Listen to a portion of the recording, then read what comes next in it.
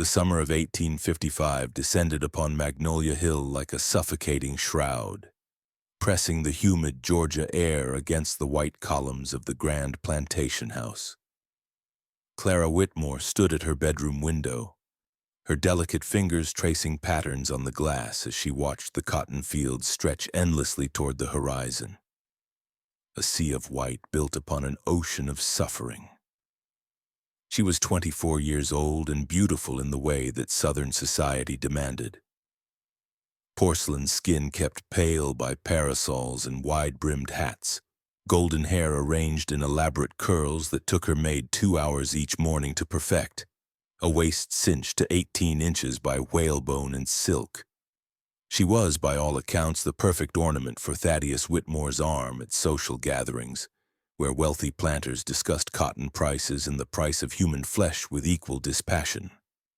But Clara felt like a corpse dressed in silk and jewels, animated only by the rigid expectations of propriety.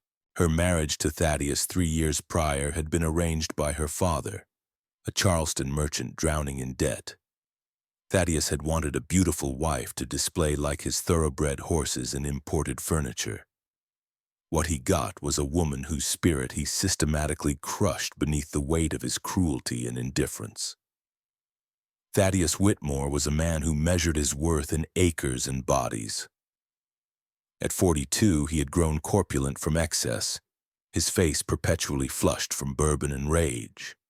He ruled his domain with an iron fist, finding perverse pleasure in demonstrating his power over those he owned. The screams that sometimes echoed from the slave quarters in the night made Clara press pillows over her ears, tears streaming down her face as she prayed for dawn. She had tried in the first months of her marriage to intercede on behalf of the slaves, to ask Thaddeus to show mercy, to remember that they too were God's children. Her reward had been a blackened eye and a stern reminder of her place. "You are my property too in the eyes of God and law," he had hissed, his bourbon-soaked breath hot against her face. "Don't forget it." So Clara retreated into silence, into the prison of her privileged life, where she played the piano with skill no one appreciated, embroidered cushions no one noticed, and slowly withered like a flower denied sunlight. It was a Wednesday in late August when the carriage wheel broke on the forest road 3 miles from the plantation house. Clara had insisted on taking the smaller trap alone, desperate for even a few hours away from the oppressive atmosphere of Magnolia Hill. She had dismissed the usual driver, claiming she could manage the docile mare herself, a small rebellion that gave her a fleeting taste of autonomy. When the wheel splintered with a sickening crack, the trap lurched violently to the side. Clara managed to keep her seat, but the mare whinnied in panic, threatening to bolt. Before she could calm the animal, strong hands gripped the bridle, steadying the horse with practiced ease. "Easy now, easy," a deep voice murmured, and Clara looked down to see Elijah. She knew him, of course. Every mistress knew the faces of the house slaves, though most treated them as invisible furniture. Elijah was perhaps 30 years old, tall and powerfully built, with intelligent eyes that seemed to contain depths of thought he dared not speak. He worked primarily as a handyman and stable keeper, skilled with wood and metal in ways that made him valuable to Thaddeus. "The wheel, ma'am," he said, his voice carefully neutral, his eyes lowered in the subservient manner expected of him. "It's broke clean through." Clara climbed down from the trap, her heart still racing. As Elijah examined the damage, she noticed the sun gleaming on the scars that crisscrossed his forearms, some old and silvered, others fresher. She knew without asking that Thaddeus's whip had put them there. "Can you repair it?" she asked quietly. "Yes'm, but I'll need to remove the wheel and take the hub back to the workshop." He hesitated, then added, "The trap's too heavy like this. I'll need to shift the axle." He didn't finish the sentence. As he levered the broken wheel free, the entire trap tilted violently. Clara, still standing too close, stumbled backward. The heavy axle swung toward her with deadly force. Elijah moved with a speed that seemed impossible for a man his size. He threw himself between Clara and the falling trap, taking the full impact across his back and shoulder. The axle struck him with a sickening thud, and he grunted in pain as it pinned his left hand against the ground. For a moment, Clara stood frozen, horrified. Then instinct overcame propriety. She dropped to her knees beside him, straining to lift the heavy wooden beam. Together, with Elijah pushing from below, they managed to shift it enough for him to pull his hand free. Blood streamed from a deep gash across his palm. Without thinking, Clara grabbed the hem of her silk petticoat and tore a long strip from it. The fabric, which had cost more than a year's wages for a field hand, became a bandage as she wrapped it carefully around Elijah's injured hand. "You saved me," she whispered, her hands trembling as she tied the makeshift bandage. "You could have been killed." Elijah looked at her then, really looked at her, and in that moment something passed between them. A recognition that transcended the brutal boundaries society had drawn. Here on this lonely forest road they were simply two human beings. One who had shown courage, another who had shown compassion. "Are you hurt, ma'am?" he asked softly. No. Clara's voice caught. When was the last time anyone had asked about her welfare? "Thank you, Elijah." The sound of his name on her lips seemed to startle them both. She realized with a flush of shame that she had never spoken his name before, never acknowledged him as anything more than a shadow that moved silently through the house. "I'll walk back to the plantation and bring tools," he said, carefully not meeting her eyes again. "You should wait in the shade, ma'am. The sun's fierce today." As she watched him disappear down the dusty road, Clara noticed that her hands were still shaking, but not from fear of the accident. Something had shifted in the careful order of her world, like the first crack in a dam before the flood. The accident should have been the end of it, a singular moment of human connection that would be buried beneath the resumption of their assigned roles. But Clara found herself unable to forget the look in Elijah's eyes, the strength and gentleness in his hands as he had steadied the frightened horse, the way he had risked his life without hesitation to protect hers. 3 days after the incident, she found a single wildflower on her windowsill, a delicate purple bloom that didn't grow in the manicured gardens. She knew, somehow, who had left it there. The following week, she returned the gesture. Learning that Elijah was working late in the carriage house, she left a small bundle wrapped in cloth near his workbench. Bread and cheese from the kitchen, items he would never taste in the meager rations given to slaves. She didn't leave a note. How could she when he couldn't read? That thought consumed her. Here was a man of obvious intelligence and capability, denied even the basic dignity of literacy because the law forbade teaching slaves to read. It was, Clara knew, designed to keep them ignorant and controllable, but the injustice of it gnawed at her. One evening, when Thaddeus had ridden into town for a card game that would keep him away until dawn, Clara made a decision that terrified and thrilled her in equal measure. She slipped down the back stairs of the main house to the library, where shelves groaned under the weight of books Thaddeus never opened. Taking a basic primer meant for children, she tucked it into her shawl and made her way to the carriage house. Elijah was there, working by lamplight to repair a broken harness. When he saw her, he immediately stood, his posture rigid with alarm. "Ma'am, you shouldn't. It ain't proper." "Close the door," Clara said quietly. "Please." He obeyed, though everything in his bearing screamed danger. If they were discovered alone together, even in innocent circumstance, the consequences would be catastrophic. For him, certainly death. For her, social ruin at best. "I want to teach you to read," Clara said, producing the primer. Elijah stared at the book as if it were a snake. "Ma'am, that's against the law. If the master found out, he won't. He barely notices I exist unless he needs an ornament on his arm." The bitterness in her voice surprised them both. "Please, Elijah. You saved my life. Let me give you something in return. Knowledge is a dangerous gift for a man in chains," he said softly. "Then it's a gift worth giving." For the next 3 months they met twice weekly in those stolen hours when Thaddeus was away. Clara taught Elijah his letters, then words, then the magical way those words could unlock worlds beyond the cotton fields. He proved a remarkably quick student, his mind sharp and hungry for the knowledge that had been denied him.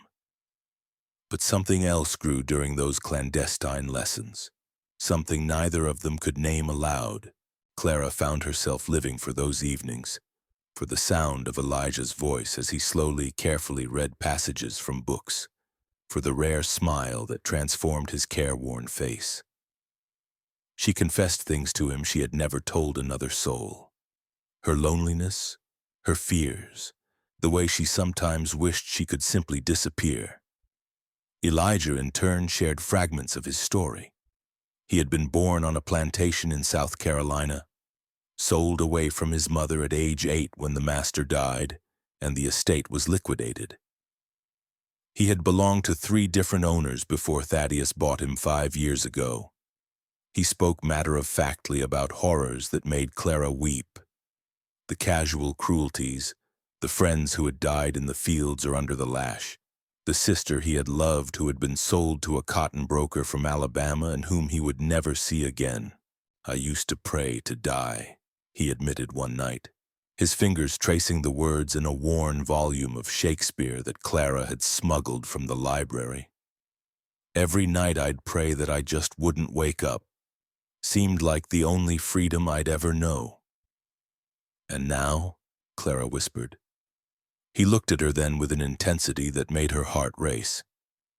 "Now I got something worth living for, even if it's just stealing a few hours with these books, with you." The words hung between them, dangerous and electric.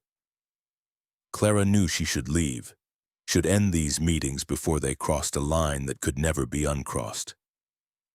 But she couldn't. Elijah was the only person who saw her, not as an ornament or a disappointment, but as a human being with thoughts and feelings that mattered. The first time he touched her was in late November. Clara had brought him a new book, and as she placed it in his hands, their fingers brushed. Instead of pulling away, Elijah turned her hand over, examining the calluses forming on her once soft palms from helping in the kitchen after dismissing the cook Martha had sent to spy on her. "You're not like them," he said quietly. "You got kindness in you. Real kindness." "I'm trapped just like you are," Clara replied. "My cage is just prettier." "But you can leave." "Can I?" She looked at him desperately. "Where would I go? I have no money of my own, no family who would take me in. If I left Thaddeus, I would be destitute and disgraced. At least you have hope of freedom." "Hope?" Elijah's laugh was bitter. "Ma'am, Clara, there ain't no freedom for people like me except in the grave. The North might not have slavery in the law, but they got it in their hearts. I'm marked by this skin forever." Clara knew he was right, yet sitting there in the warm lamplight with Elijah's hand still holding hers, she felt more free than she had in her entire life. The storm came on a February night when winter rain lashed the windows and thunder shook the foundations of Magnolia Hill. Thaddeus had been drinking since noon, his mood growing blacker with each glass of whiskey. Clara had learned to make herself scarce during these episodes, to hide in her room and pray he would pass out before seeking her out. But this night, his rage needed a target. He burst into her room, his face purple with drink and fury. Clara couldn't remember what set him off, some imagined slight, some failure to show proper deference. His fist caught her across the jaw, sending her sprawling across the floor. "You think you're better than me," he snarled, looming over her. "You with your books and your heirs, you're nothing, nothing." His boot drew back for a kick. Clara curled into herself, whimpering. The door slammed open. Elijah stood there, his chest heaving. He must have been working late in the house, must have heard the commotion. Every instinct, every lesson beaten into him since birth must have screamed at him to keep walking, to not see, to not interfere. But he couldn't, not when it was Clara. "Master," he said, his voice carefully controlled despite the fury Clara could see blazing in his eyes. "Master, please. You'll hurt yourself." It was the exact wrong thing to say. Thaddeus wheeled on him, his face contorting with rage. "You dare speak to me? You dare enter this room?" I heard the missus cry out. "I thought there might be—" "You thought?" Thaddeus's voice dropped to a dangerous whisper. "You're not paid to think, boy. You're not even paid." Elijah lowered his eyes, but not quickly enough. Thaddeus had seen the hatred there, the protective fury, and something else, something that made his eyes narrow with sudden, terrible suspicion. "Get out," he said slowly. "Get back to the quarters. We'll deal with this in the morning." After Elijah left, Thaddeus turned back to Clara. She was still on the floor, blood trickling from her split lip. He studied her with new eyes, seeing the fear that wasn't just for herself, the way her gaze had flickered to the door where Elijah had disappeared. "Well, well," he said softly.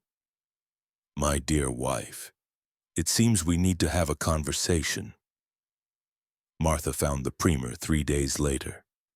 The old house slave had been cleaning the library when it fell from behind a stack of leather-bound volumes where Clara had hastily hidden it. She recognized the book, had seen the young master learning his letters from one just like it years ago. But this primer showed signs of recent use, dirt on the corners as if handled by rough hands, and tucked between the pages a pressed wildflower. The same purple bloom that sometimes appeared on the mistress's windowsill. Martha was a pragmatic woman. She had survived 40 years of slavery by being useful, by being loyal to her masters, by never giving them reason to doubt her. She had seen slaves who spoke out of turn, who showed defiance, who tried to help each other. And she had seen what happened to them. She had learned that in this world survival meant choosing sides, and she knew which side held the power. She brought the book to Thaddeus. What followed was swift and brutal. Thaddeus's paranoia and rage, already simmering since the night he had noticed something between Clara and Elijah, now had confirmation. He had the primer. He had the flower. And after a few pointed questions to the other house slaves, questions backed by threats, he learned about the late-night meetings in the carriage house, the way the mistress had been teaching the slave to read. That evening, Thaddeus summoned his overseers and every slave from both the house and the fields. They gathered in the yard before the main house as the sun set, painting the sky blood red. Clara, locked in her room, could hear the commotion and knew with sick certainty that disaster had come. Thaddeus had Elijah dragged to the whipping post, a thick wooden pole that stood as a monument to suffering in the center of the yard. He ordered Elijah stripped to the waist, then tied to the post with his arms stretched above his head. Only then did he allow Clara to be brought out. 2 overseers gripped her arms, forcing her to watch. "You want to see your pet?" Thaddeus asked her, his voice carrying across the silent crowd. "You want to educate him, make him think he's human? Let me show you what he really is." He turned to Elijah. 50 lashes. And if he passes out, we'll revive him and start over." Clara screamed. It was a sound that seemed torn from her soul, raw and anguished. "No, please, Thaddeus, no, punish me, but please." "Oh, I am punishing you, my dear," Thaddeus said with a smile that didn't reach his eyes. "I'm showing you the consequences of your misplaced compassion." The overseer raised the whip. In that moment, something in Clara broke, the final, fragile thread that had held her to the rules of her society. to the role she had been forced to play. She wrenched free from her guards with strength born of desperation and ran to her room. The guards, uncertain what to do, let her go. She returned less than a minute later carrying Thaddeus's pistol, the one he kept in his desk drawer for emergencies. Her hands shook as she pointed it at her husband. "Let him go," she said. Her voice didn't sound like her own. It was cold, hard, deadly. The yard fell completely silent. Every person there, slave and free alike, understood they were witnessing something unprecedented, something that would change everything. Thaddeus laughed. "You won't shoot me. You don't have the courage." Clara pointed the gun at the sky and pulled the trigger. The shot cracked across the evening air, making horses whinny in the stable and birds explode from the trees. She lowered the gun back to point at Thaddeus's chest. "I said let him go." For the first time in his life, Thaddeus Whitmore felt genuine fear. He looked into his wife's eyes and saw no sanity there, only the desperate determination of a woman who had nothing left to lose. But Thaddeus was a man who had built his identity on dominance and control. He could not, would not back down, especially not in front of his slaves. To do so would be to admit that his power was an illusion, that the entire hierarchy he depended on was built on a foundation of fear that could crumble. "If you shoot me," he said slowly, "every slave here will be sold south to the sugarcane fields. The women will be sold to brothels. The children will disappear into cotton mills and never see daylight again. Is that what you want?" Clara's hands trembled. She knew he was right. In the complicated calculus of slavery, her momentary rebellion would be paid for in blood and suffering by innocent people. While she hesitated, Thaddeus lunged for her. They struggled for the gun. It discharged again, the bullet going wild. One of the overseers joined the fray, wrenching the weapon from Clara's hands and striking her hard across the face. She crumpled to the ground. At the whipping post, Elijah went mad. He had remained silent and stoic through everything, willing to endure any pain to protect Clara from further harm. But seeing her struck, seeing her fall, it broke something inside him that all the cruelties of slavery had never quite managed to destroy. With a roar that seemed to come from the depths of the earth itself, Elijah wrenched at his bonds. The ropes, old and weakened by sun and weather, gave way. Before anyone could react, he was free. He ran to Clara, dropping to his knees beside her unconscious form. Blood trickled from the corner of her mouth. For just a moment, he cradled her head in his lap, his calloused hand gentle against her pale cheek. "I'm sorry," he whispered. "I'm so sorry." Then he looked up at Thaddeus with eyes that held no fear anymore, only rage and the terrible clarity of a man who has nothing left to lose. Thaddeus grabbed the whip from his overseer. "You want to play the hero, boy? Elijah moved. Years of labor had made him strong, and anger made him fast. His fist connected with Thaddeus's jaw with a crack that could be heard across the yard. The plantation owner went down hard, blood streaming from his mouth. Chaos erupted. The overseers rushed forward, but other slaves, emboldened by Elijah's defiance, by Clara's attempted rebellion, by the sudden realization that their masters could bleed and fall like anyone else, began to move too. A woman grabbed a bucket and threw it at an overseer. A man snatched up a rake and brandished it like a weapon. One of the overseers pulled his gun and fired into the air. "Everyone stay where you are." But fear, once broken, is hard to restore. Someone, no one would ever be sure who, threw a lit torch toward the cotton warehouse. Whether it was deliberate or accidental didn't matter. The building, filled with hundreds of pounds of sun-dried cotton, erupted into flames. Fire spread across the compound with terrifying speed, fed by the dry wood of the buildings and the strong wind. Slaves scattered, some fleeing toward the fields, others running to the quarters to save their families. Overseers shouted contradictory orders. Horses screamed in the stable as smoke reached them. Elijah, still cradling Clara, lifted her in his arms and ran. Not toward the slave quarters or the fields, but toward the forest, toward the dark trees that offered the only hope of escape. Behind them, Magnolia Hill burned. The great house, the cotton warehouses, the barns and workshops, all consumed by flames that painted the night sky orange and red. The wealth built on suffering, the monument to cruelty, reduced to ash and memory. They ran for 3 days through forests and swamps, following the stars north as Elijah had learned from whispered conversations in the slave quarters about the Underground Railroad. Clara regained consciousness after the first day, her head pounding and her face swollen from where she'd been struck. But she insisted on walking, on keeping pace, even though her soft feet, accustomed to silk slippers, blistered and bled in her thin shoes. They survived on berries and water from streams. Elijah, who had spent his life working under the sun, adapted quickly. But Clara, weakened by years of corsets and limited exercise, struggled. She developed a fever on the second day, her skin burning to the touch.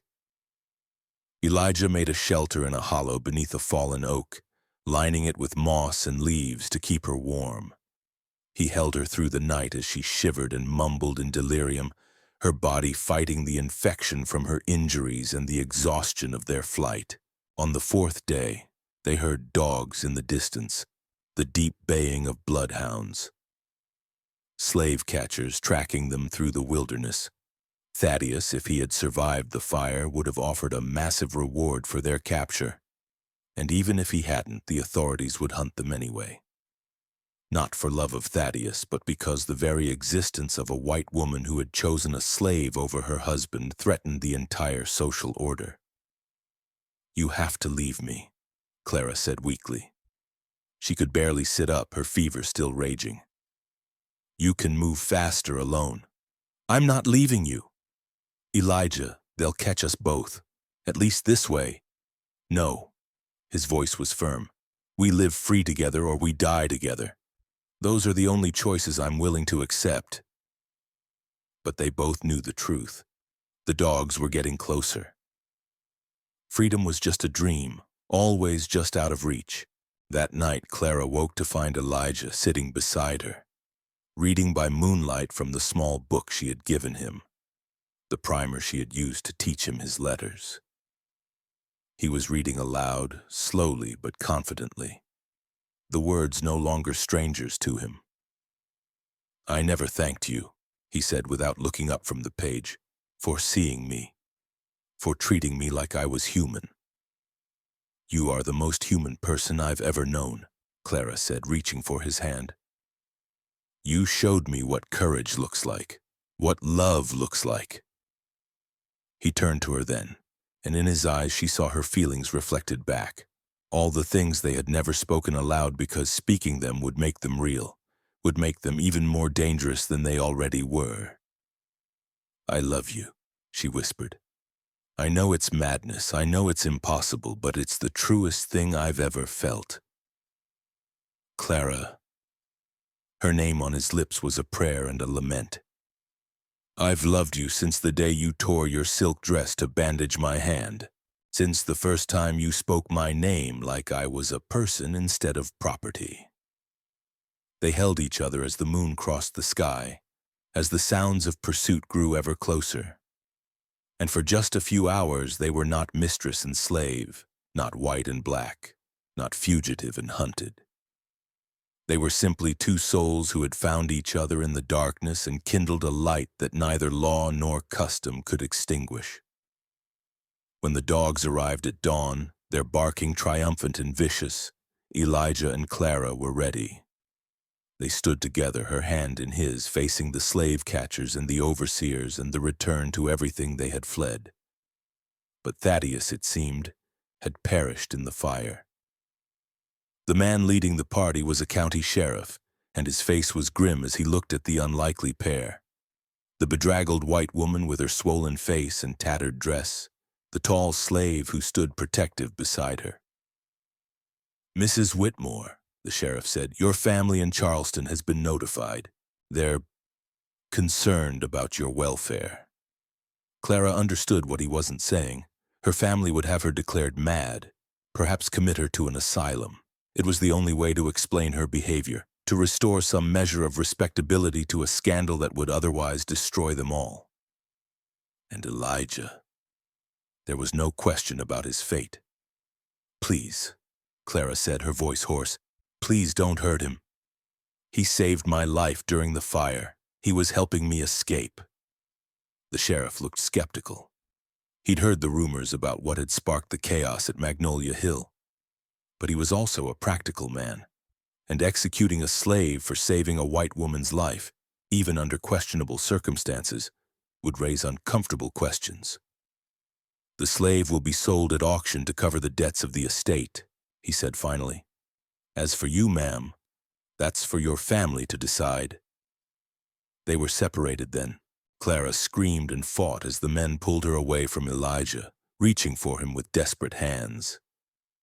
Elijah stood silent and stoic, but his eyes, those intelligent, sorrowful eyes, never left her face. Clara died 3 weeks later in the Charleston townhouse where her family had taken her. The official cause was fever and melancholia, but those who attended her in her final days knew it was something else. A broken spirit, a heart that had simply given up. In her final moments of lucidity, she had asked for pen and paper. What she wrote, no one knew. She sealed it in an envelope and asked that it be delivered to Elijah, sold from Magnolia Hill Plantation. Then she closed her eyes and drifted away, a small smile on her lips as if she saw something beautiful just beyond the veil. The letter found its way, through various hands and the secret network of enslaved people who passed information in whispers and coded songs to a lumber camp in Louisiana. Elijah, who had been sold south as threatened, received it 6 months after Clara's death. Inside, in her elegant handwriting, were the words he would carry with him for the rest of his life. "My dearest Elijah, they say what we felt was impossible, forbidden, wrong. But I know the truth. In a world built on cruelty and lies, we found something real and true. For a few brief weeks, I knew what it meant to be seen, to be valued, to be loved not for my face or my name, but for my soul. You gave me that gift, and though they will separate us, though they will call our love a scandal and a sin, I know that what we had was worth any price. I am not sorry. Not for teaching you to read, not for loving you, not for fighting for you. I would burn down 100 plantations, face 1,000 censures for just one more day by your side. Live, Elijah. Live free, even if only in your heart. And know that somewhere in whatever comes after this life, I am waiting for you. In that place, there are no masters and no slaves, only souls who see each other clearly. Forever yours, Clara." Elijah kept the letter hidden in his shoe, pressed against his heart with every step he took. He worked the lumber camps for 7 more years until the war between the states finally came and brought with it, like a flood long awaited, the end of slavery. When freedom came at last, Elijah was 42 years old. He made his way north, learned a trade, married eventually. A kind woman who understood that part of his heart would always belong to a memory. He taught his children to read, and his grandchildren, and he never stopped fighting for justice and equality. But on quiet nights, he would take out the letter, worn now, the ink fading, and read Clara's words by lamplight, and he would remember the mistress who had loved a slave, whose love had torn down an empire built on suffering, whose courage had shown him that even in the darkest times the human spirit could blaze bright enough to light the way to freedom. The chaos they had unleashed at Magnolia Hill became legend, a warning to plantation owners and a beacon of hope to the enslaved. The story spread in whispers, of a white woman who had chosen love over privilege, of a slave who had dared to be more than his chains, of a single night when the old order had burned and from the ashes something new and terrible and beautiful had been born. It was a story of forbidden love and impossible courage, of suffering and defiance, of the price two people paid for daring to see each other as human in a world determined to keep them apart. And though both Clara and Elijah paid dearly for their transgression, neither would have chosen differently, for in that brief, blazing moment when they stood together against the darkness, they had tasted something that all the wealth and power in the world could never buy: the fierce, wild joy of being truly, utterly free.